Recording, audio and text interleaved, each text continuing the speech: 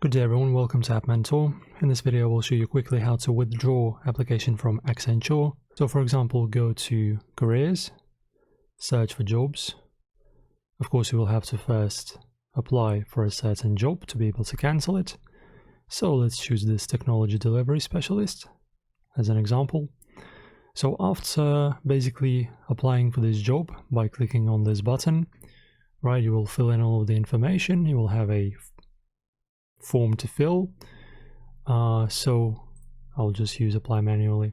Right, so after applying, basically what you need to do, I will show you on the screen right now. So firstly, as you can see, I've already applied for this job. Now I need to basically click on view my applications.